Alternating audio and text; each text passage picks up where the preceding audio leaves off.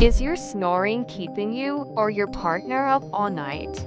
You're not alone. It's often caused by your airway getting a bit narrow while you sleep. So, let's play detective. Try this tonight. Sleep on your side instead of your back. If the snoring stops or gets a lot quieter, congratulations.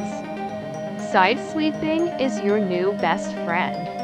If that doesn't work, it could be related to your nose or throat, but identifying the cause is silent night sleep you both deserve.